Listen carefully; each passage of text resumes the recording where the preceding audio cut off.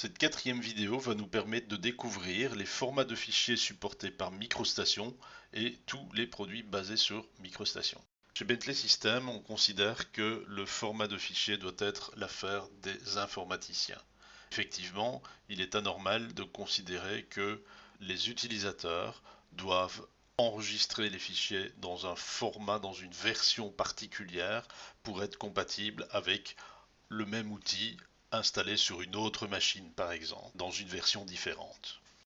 Quel confort de constater que le format DG n'a changé une seule fois en 2000. Et depuis 17 ans, il est resté complètement stable et compatible entre les versions nouvelles et les versions anciennes des produits. À l'heure actuelle, en 2017, il n'y a aucun indicateur disant qu'il va à nouveau changer. Outre le format DGN de Bentley, MicroStation permet d'utiliser de nombreux formats de fichiers. Effectivement, il permet d'éditer sans qu'aucune conversion ne soit nécessaire, le fameux format DWG d'Autodesk, et ce depuis la version 14 de ce produit. Comme nous allons le voir dans la petite vidéo qui suit, MicroStation est également extrêmement riche en fonctionnalités d'import et d'export, ainsi qu'en fonctionnalités d'attachement de fichiers en référence. Comme dit précédemment, MicroStation permet de travailler sur de nombreux formats de fichiers. Ici, par exemple, nous travaillons sur un fichier MicroStation V8DGN, donc le format natif de MicroStation. V8 ne correspondant pas à un numéro de version du format de fichier de dessin, mais à la génération des produits Bentley. Donc, tout ce qui précède la version 8 de MicroStation travaillait sur un autre format de fichier depuis 1983.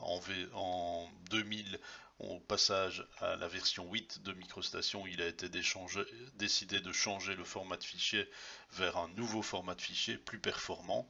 Et donc, ce format V8 correspond à cette modification de version des outils. On va pouvoir également travailler directement sur des fichiers DWG. Ici, je vais ouvrir un fichier DWG de 2013. Je n'ai pas besoin de faire la moindre de conversion. On est toujours sur du fichier DWG. Ici, on le voit.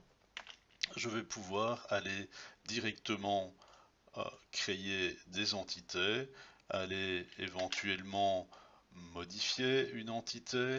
Je vais changer sa position par exemple. Voilà. Je vais pouvoir également supprimer des objets. Bien.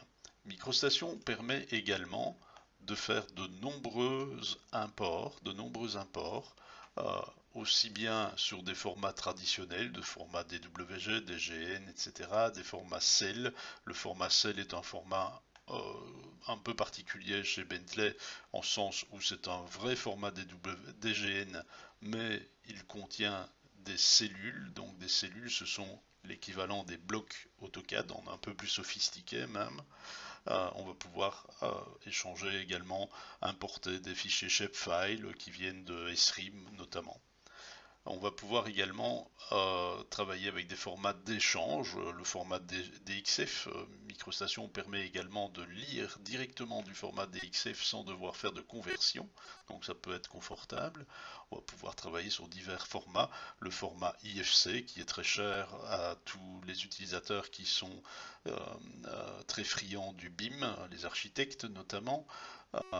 On va pouvoir également utiliser des formats de fichiers qui viennent de modeleurs 3D. On va pouvoir utiliser le format Parasolid par exemple pour échanger des données avec des outils comme SolidWorks. De la même manière, on va pouvoir également faire de l'export vers d'autres logiciels. Donc on retrouve à peu près les mêmes qu'en import. C'est extrêmement confortable. Dans MicroStation, nous allons pouvoir également utiliser ce que l'on appelle des références. Les références sont de 4 types. Les références en tant que telles, c'est-à-dire ce sont des fichiers vectoriels. On a également des fichiers, des références raster qui sont en fait des images. On a des références point cloud qui sont des nuages de points, donc des grands ensembles de points. Nous avons également un quatrième type qui est le Reality Mesh, donc ce sont des maillages 3D phototexturés, photoréalistes qui peuvent être issus de Context Capture, par exemple l'application de modélisation photogrammétrique de Bentley. Si nous regardons dans les références vectorielles, nous allons voir que nous pouvons importer, pas importer, mais mettre en référence un grand nombre de formats de fichiers, le DGN bien entendu, de Bentley, le format DWG dont nous avons déjà abondamment parlé, le format DXF qui est également un format Autodesk, le format 3ds bien connu, le format IFC cher aux utilisateurs des applications BIM, les formats RFA, le format de Rhino, SketchUp également. Donc nous allons pouvoir mettre un grand nombre de formats de fichiers vectoriels. En ce qui concerne les fichiers raster, les fichiers images, on a également la possibilité de sélectionner un grand nombre de formats de fichiers également que l'on va pouvoir utiliser. Alternativement, on va pouvoir également utiliser ce que l'on appelle des serveurs WMS. Donc c'est un serveur qui se trouve sur un intranet ou un extranet et qui va permettre d'utiliser des orthophotos, de la géologie, des cartes comme des cartes cadastrales par exemple. Ces serveurs WMS sont souvent gérés par des provinces, par des États, etc. Troisième type, donc les nuages de points. Ici, je vais attacher un fichier nuage de points au format POD. On a également un grand nombre de formats de fichiers chez Bentley. On va ouvrir ce format de fichier.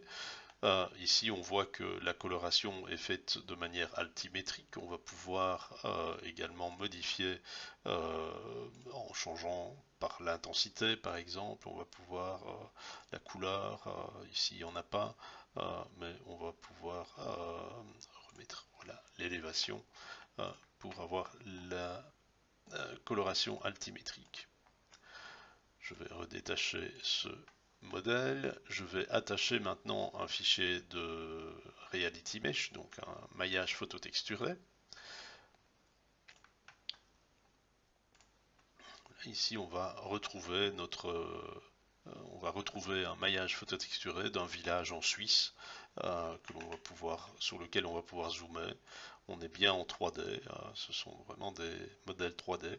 On va pouvoir également utiliser ce modèle pour aller s'accrocher sur les bâtiments par exemple et placer une ligne qui passe d'un bâtiment à l'autre. Ici on est effectivement bien en 3D. Si on tourne la vue, on voit que notre ligne a été créée en 3D en s'appuyant sur le maillage phototexturé.